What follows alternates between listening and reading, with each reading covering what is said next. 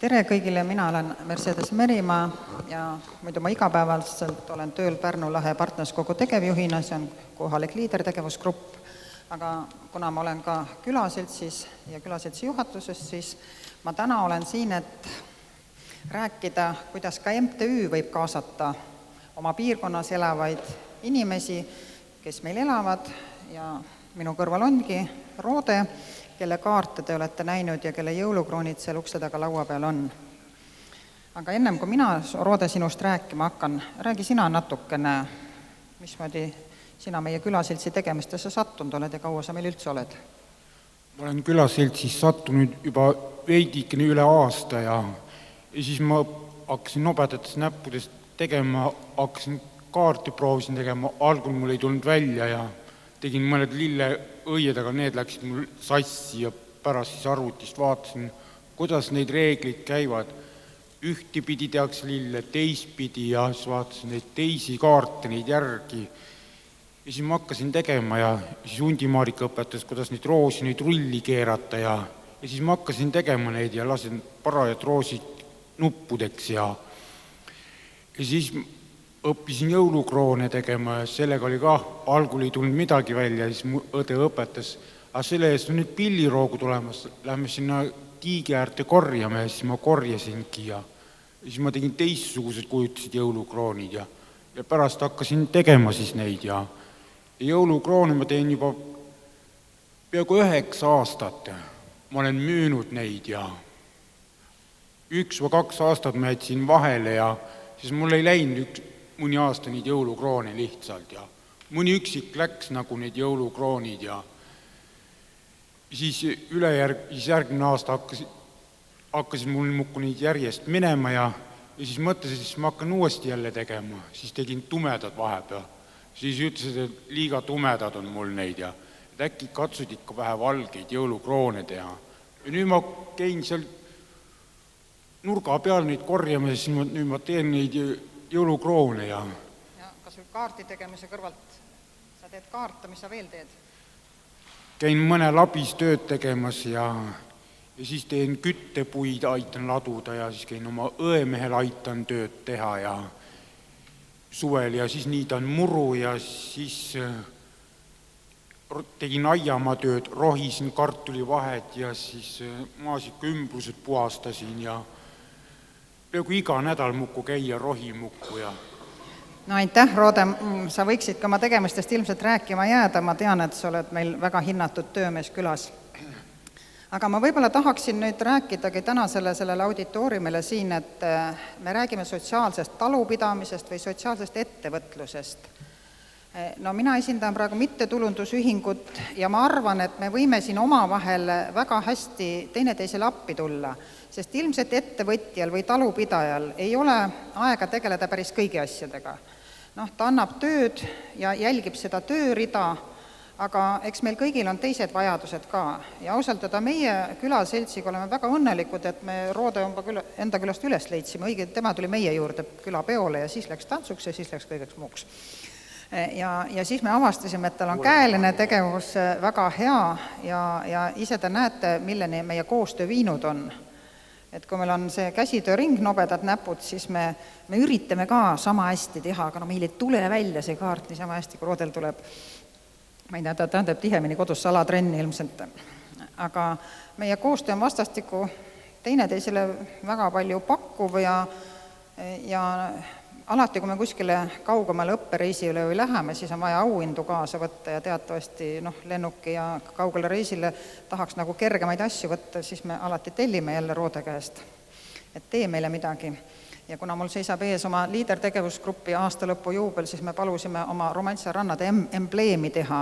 Ja kui ma algul andsin ette ja ega ma ei osanud öelda, et kuidas sa selle sõna sinna alla kirjutad, aga kui ta selle kirjutas niimoodi paberiribaga, siis me ütlesime, see on nüüd 3D lahendus.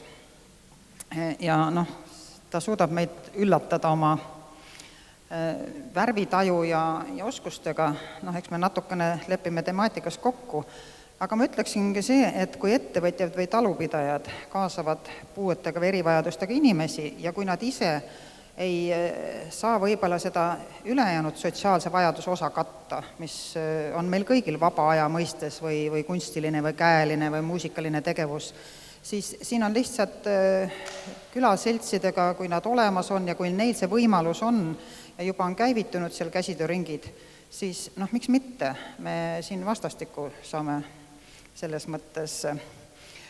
Vahel jah, ega ma tänaseks pidin küsima Roodel vaba päevad, keegi teine teda täna omale ei saa appi, et mina saan täna omale appi. Sest ma tean, et kui suvel on vaja väga ettevaatlikult ja õige pikkusega kurke korjata, siis Roode leiab need millimeetri pealt edasi ülesse täpselt sellised, nagu vaja on. Ja tema laotud puuriit ei kuku ka kunagi ümber. Selles osas ta on suurem meister kui me ise. Aga kui ma mõtlen nüüd selle peale, et mittetulundusühing, kui egas siis tähtis ei ole, kas ettevõtja või talupidaja hakkab arendama nii-öelda sotsiaalset ettevõtlust, seda võiks teha ju ka mittetulundusühing. Aga eks me natukene jääme siin kinni mittetulundusühingu seaduse ja määruste külge ilmselt natukene, kuigi ega MTÜ tohib ka ju majandustegevust teha, tulu teenida ja ega seal ei olegi seda kasumi jagamist, seal on ta nagunii oma tegevuse arendamisse läheb kõik. Aga et seal ei tekiks vastuolusid, maa on ilmselt ka ju mõeldud sotsiaalkasutuseks, aga just, et seal ei tekiks sellise äri- või majandustegevuslikke vastuolusid, et see oleks ametlikult lubatud ja aktsepteeritud. Nii et ma arvan, et siin meil seisabki ees selline ettevõtjate, valdade, omavalitsuste ja ka mittetulundusühingute koostöö ja kuna ma liidris sellega tegelen ja see meie üks liidertegevuse põhialuseid ongi, et need Luik-Auge Vähk omavahel koostööd hakkaksid tegema. Et see sobib ka väga hästi siia samma sotsiaalse ettevõtluse rea peale